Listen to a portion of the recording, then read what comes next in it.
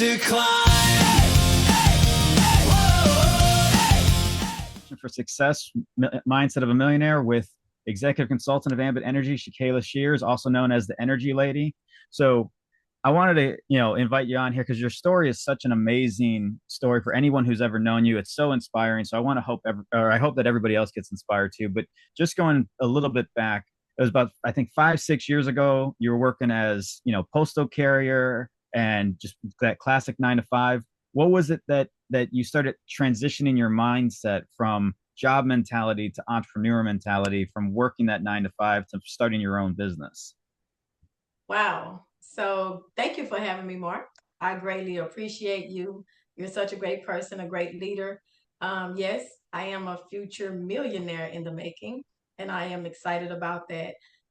Basically, being a postal worker of 18 years, I never saw myself as an entrepreneur because I've always worked, always was a wife, was married for 17 years, been divorced for 10 years now. And during that time, being the only parent, I needed to find like something that I needed for myself and children. So I just looked, how we call it, a side hustle, right?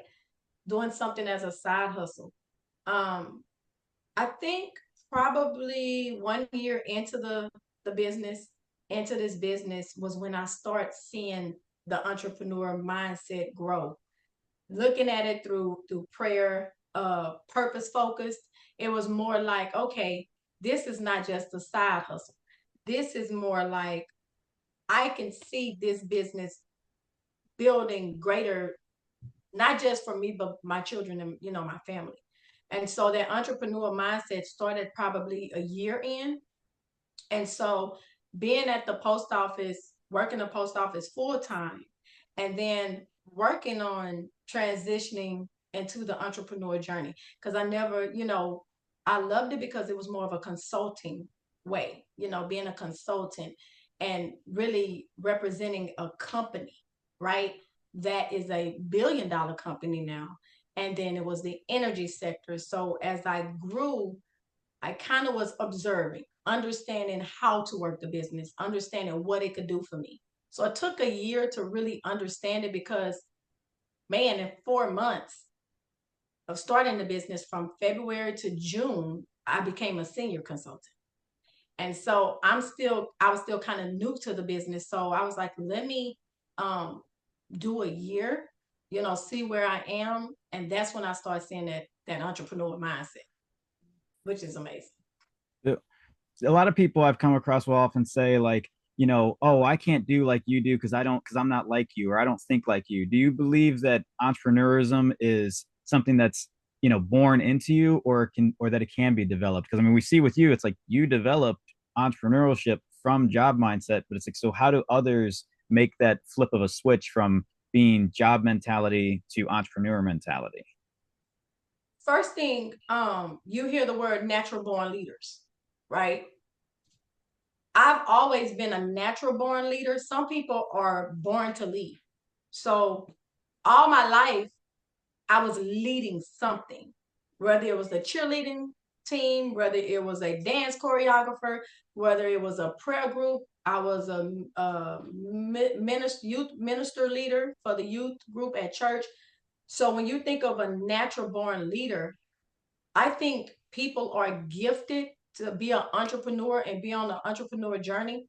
I remember one time I made a post, I said, hats off to entrepreneurs because what they do is a gift. That it's really, it causes strength to understand how to become an entrepreneur. So me, I feel like I was a natural born leader, right? But then going into the entrepreneur journey, that was something different because it's like, okay, this is something that you got to build from scratch or build on your own. You know, when you think of a leadership, it's more like, hey, I'm calling you. You got promoted to the next level. You moved up to managing. Oh, you're good. I need you to run this team. But as an entrepreneur, you got to build and you got to understand what you're doing on the journey to make sure that everyone that comes into your organization, that they're building as well. So entrepreneurship is a gift, but I think you can be you can be born as a leader, if that makes sense. Yeah, no, definitely agree. And I'm looking at we have people talk about entrepreneurism. Now there's always a spin of the mompreneur because you're also was it mother of six and Yes. grandmother of two now. It's just going back into like starting this entrepreneurial journey. It's great because not only are you becoming a business owner, but you're also doing it while being a mom. And they always say moms is a full-time job. So you're working a full-time job, being a mother, which is a full-time job, and starting a business. It's like, what do you say to all the other single moms or even even moms with the spouse of how to manage your business and your family? Ooh. Okay. So let me say this from my experience, being an entrepreneur, full time mom, working a full time job, I'm going to be real as I can get. Something is going to lack. I learned in this journey, you can't do it all.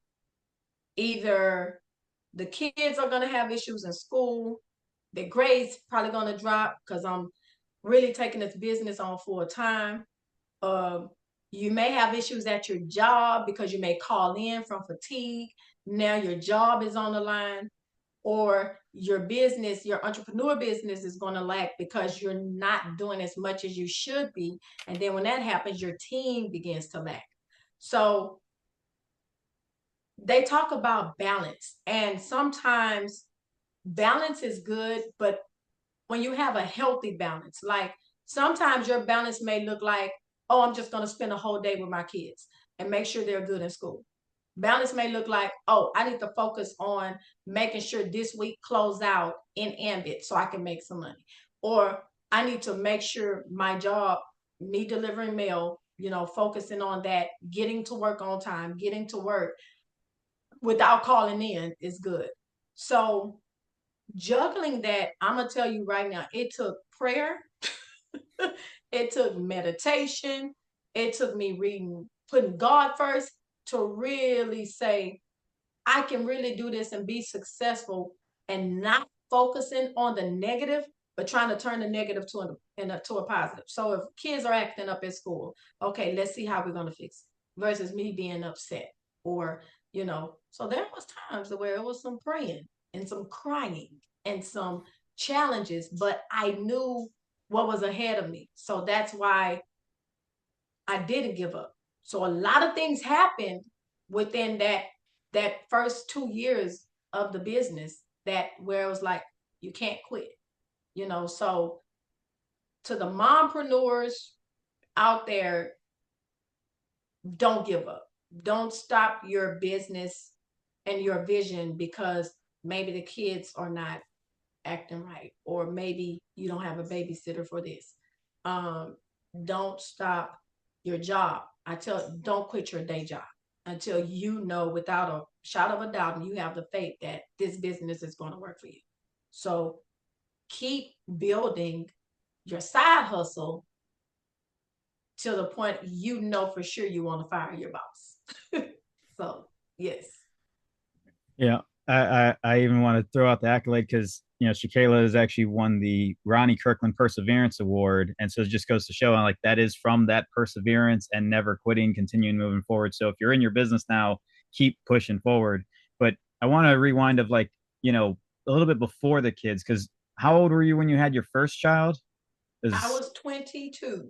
Okay, so going back to between like 18 and 22 years old, right before the kids are around, what was your mindset back then? It was like, were you looking at, let me go to college? I mean, because I know you started obviously the postal work around then, but it's Mm-hmm. thinking of like that mindset that you had all that time when you're like, you're right out of high school. Maybe you're going to go to college. Maybe you're going to go into the job force, but it's like the mindset you have there of, you mentioned that being a leader from a young age. It's like, what Mm-hmm. was the thing you were looking to lead at 18 to 22 years old before the kids came into it?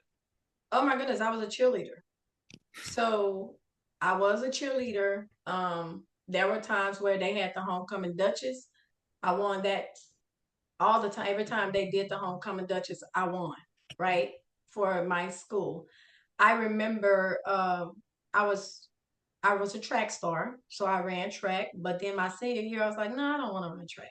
I'm just going to finish off school, go to a community college. I did not never wanted to attend a university, right? And my grandmother was like, you need to pick up nursing. You need to pick up nursing. But you know, when you're a young person, you're like, oh, I always want to be a model. You know, I was like, I want to be a model. I want to lead a group. I want to do something great because that's all I knew was leadership. And then the funny thing is, my grandmother and my mom was like, take the post office test. This back then, this was like 95, 96. Back then, the post office was hiring like crazy. And young people were getting on and they was like, take the post office test. And I was like, I don't want to work for the post office. Funny, right? And I never took the test. I went to a nursing school called Education America, and just trying to see what my grandmother was because she was a nurse, right? I went to Education America, and not something I want to do. So at the time between 18 and 22, it was me still trying to find myself, right? But all I knew was leadership. So I went to HCC to pick up business administration and cosmetology because I liked doing hair, So that was around the time when I was 22 20, yeah, 2021, and then ended up pregnant with my daughter.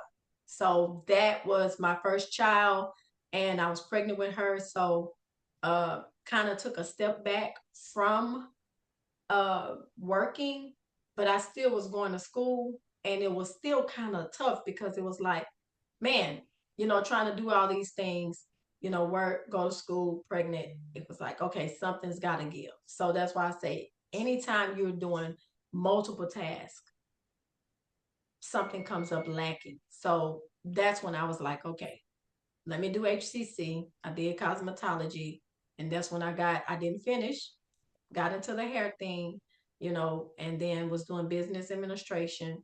And then, funny thing is, I went into medical billing and coding.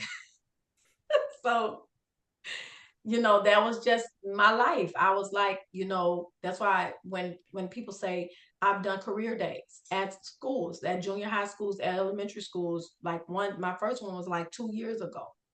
A lot of times kids around that age, they really don't know what they want to do. They're still trying to find themselves. So that's why I always talk about personal development. Know who you are, because when you know who you are, that's when you really know what you want to do, right? So yeah. I hear this of your mom and your grandma, and then just society overall. Your school's telling you this, the family's telling you this, and it's that looking within of, well, what am I telling myself? And it's like, Yes. where do you find the time to, do that self? I'm like, you're going to school, you're working a job, you're starting to become a mom, and then years later, you're working job, building a business, being a mom, and it's like, where do you find the time of day to do that self reflection and look within of where am I going to go tomorrow? Morning. If it's not morning, it's night. Because you have to really find a time to take care of you, right?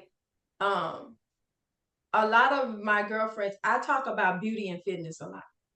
Um, Beauty and fitness doesn't mean, oh, it's just like an upkeep for yourself. Beauty and fitness is about eating healthy, right?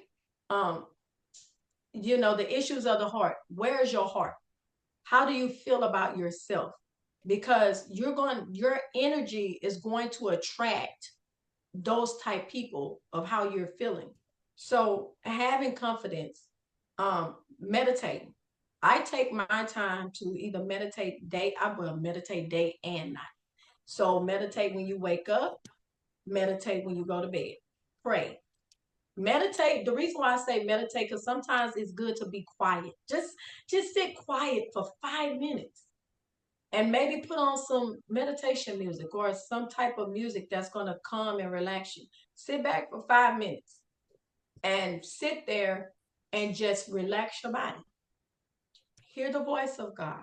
What is he saying? What is he telling you? And move. When you can do that first thing in the morning, your day shouldn't be nothing but positivity. So now I have the energy to get out there, to build, to help people, save money, make money, let people know there is hope. You can do this. My motto is always this: rest so you can work. Don't work so you can rest. If you work so you can rest, you're drawn out, you're tired, you're fatigued, and you don't have time for anybody. So make sure you get your rest. I try to take a nap every day. Every day I try to take a nap. If I don't get my nap, I'm going to make myself lay down to where I can relax. So every day I try to take a nap. So I do find time to take care of me. You know, self-care is the best care. It's cliche, but it's true. No, so I'm loving the words. We got to quote that where it's the rest so you can work, don't work so you can rest. It reminds me of the eat to live, don't live to eat kind of type There you of go. things. Yeah. Though I look at it, it's like, what if what do you get? What do you tell the people who guys like Shekayla? I'm tired. I worked 100 hours this week. I don't have time to be doing no meditation. I just put the kids to bed. I'm going to bed. I'm too exhausted. Like people in that mindset, what are you saying to them to say like you have to still find that time to reflect? Well, I went through an experience where I did that with Jeremy Hennessy. It's so much was going on. We all had COVID at that time. So much was going on. And I'm like, look, we're sick. I'm tired. I'm not working now. Take note. I'm working for the post office, but I done used up all my sick time because we all had COVID, me and my children, all six of us in this house with COVID. I had sisters and people during this time bringing us food, leaving food at the door. I was tired, but Jeremy saw something in me because when I told him, he said, take 3 days. Because I was like, I'm just going to back off. He said, take 3 days and pray and you'll be fine. And I'm thinking to myself personally, dude, we got COVID. I'm tired. I don't know where the money's coming from. I just need a break, right? So, what I tell people is this: you have 24 hours in a day, right? If you think about the first fruits, he only wants 2 hours and 40 minutes of your time. Throughout that day, if you did something 19, 20, 21, 22 hours, you can take some time. If you telling me, oh, I'm just going to get in the bed and lay down, I'm going to tell you, in the midst of you laying down, that's the best quiet time you can have to relax. Put on some meditation music, find you a scripture, read it, then lay down and get quiet. Because even the Bible say, come unto me that are weary, heavy laden, and I will give you rest. Rest for your soul. Take a break, take time, and relax. You will be surprised at the organization you grow, the people you attract, the money you make, the people that just want to bless your organization through prayer because of what you're doing. So that's what I would tell somebody. Or I would give them my story. I've always given my story. Look, I went through the same thing you went through, probably even worse, but I don't compare. I just meet people where they are. So I would give that hope that it can be done. And I understand you are tired. We all get tired. That's why we have to go to sleep, So it's okay to rest. And I love it because I just as I said, your story inspires so much. That's why I want to try to share it to as many people as possible because it's this thing of like, viewers, if you're going through hell and you're wondering how you're going to get out of it, know that others have gone through it and survived. And Steve Harvey talks about how like you have survived every bad day that you have ever had. You are still here. And Yeah. still, people till this day still going through it. You know, it get worse for some people.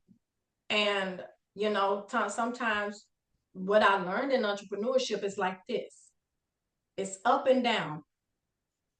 One day you have an amazing year where you make so much it can cover you for the year. Then 1 minute is, oh my goodness, I have $0, right? And it's like, don't stop because you have the $0. You keep going. When you're in a valley, that's when you push through. A lot of people want to stop when they up here and be like, oh, I'm good. I'm just going to rest. No, you keep going as if you're in the valley. If you keep going as if you're in the valley, when you get to the valley, you already got a system and a habit, a good habit that you created to say, I'm not going to stop when I get here.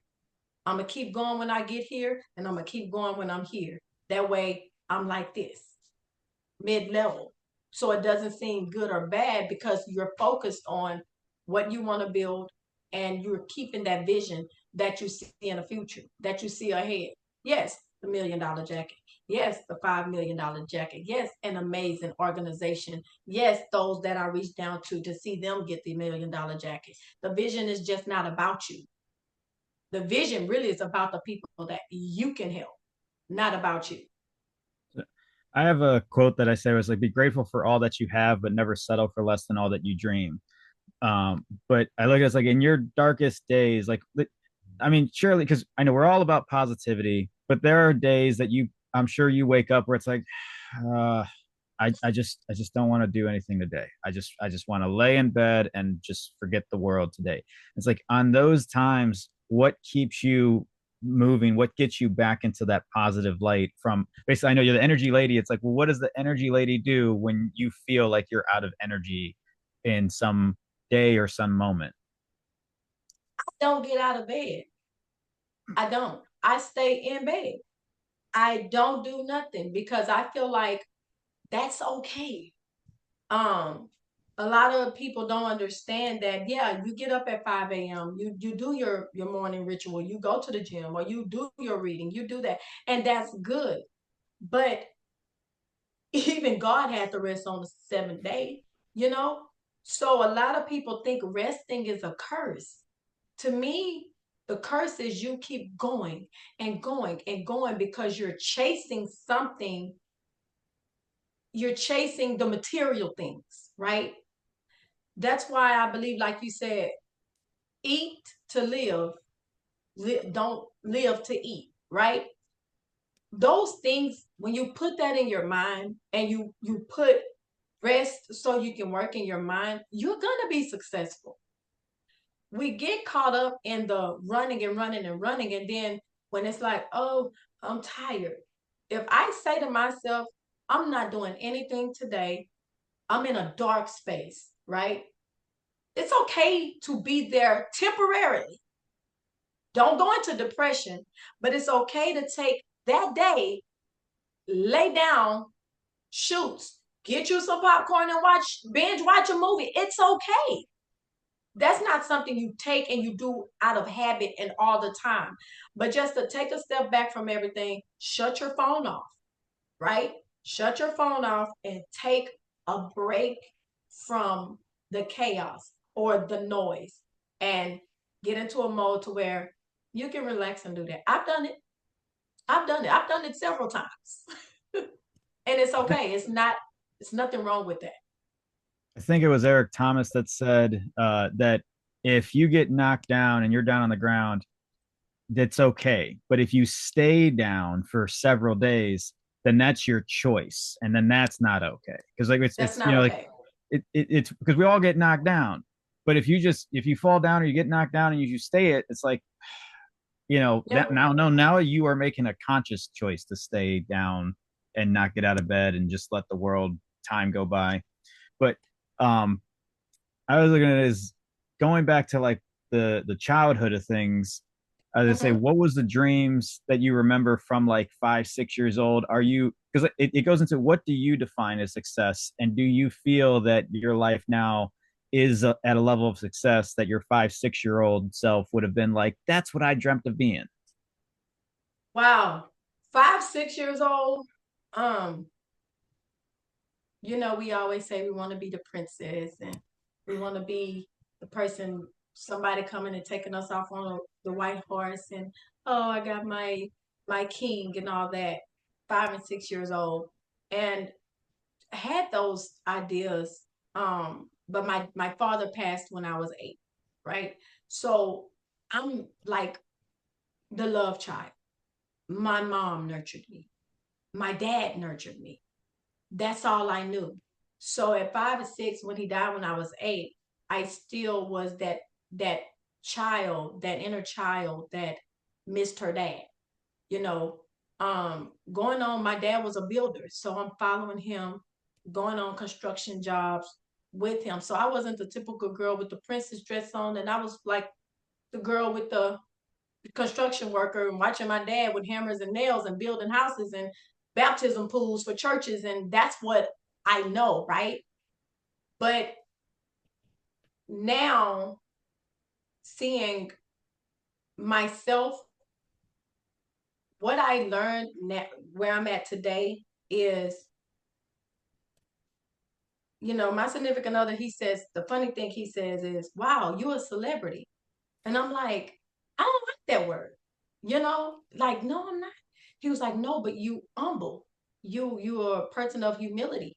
And I never, anytime I was on stage, I never asked to be there. So let's make that clear. The Bible says your gift will make room for you. Everywhere I went, everything I did, I was on stage.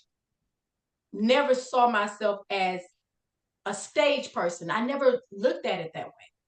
I liked helping people, but then I started seeing, oh, I ran a prayer group. I was doing missionary work. I was a speaker in church, youth speaker, conferences. So now when I see myself today, it's like I enjoy that, not because I'm up front and center, but because of what God instilled in me, I can share with other people. It's okay to be spiritual and successful. It's okay to be blessed and have a business. It's okay to be wealthy, because he said he come that we may have life and have it more abundantly. So every time you see me smiling, Mark, and I be so happy to see you, Mark, my friend, that's real. Because you can tell when people are being fake, or the energy is off. But where I see myself as the 5-year-old little girl, it was always love and nurture, because that's how I was raised. So it was always wife, riding off the white horse, being a model, or, something like that. But going into ministry and being the Christian that I am, it was more like, oh, you're a servant, right? I'm a leader, but I'm a leader that serves. What can I do for you? What can I do to help you? And sometimes you have to find a balance, because sometimes you can help so many people, you lose in helping yourself. So it's like, okay, how can you pour from an empty cup? If your cup is empty, you need to step back, fill it back up, so when it overflows, you can help others. So that's where I'm at today. I'm a servant out here, understanding that you can be blessed and running a business. And it's okay to be wealthy. It's okay, And so that's where I'm at. I love it. And that's like I said, I love your story, and I appreciate you coming out to share your story with everybody, Thank with their you. views. Definitely going to be looking to have you back once you're at that next point in your business, because it's this thing of, we want to see that journey grow. I do see you pouring into everybody else's cup, at this point. So it is definitely the inspiration. I hope it inspires everyone else up and uplifts them. Guys, reach out to Shekayla. Just follow her even on Instagram or Facebook, because you want to follow this, like the rising star, as I call it, or the superstar. I know that's how I go, like superstar Shekayla Shears. I know that's probably going to be the next tagline for you. But this has been another episode of Condition for Success, Mindset of a Millionaire. We'll see you next time. Start the clock, the race is on. Every moment builds a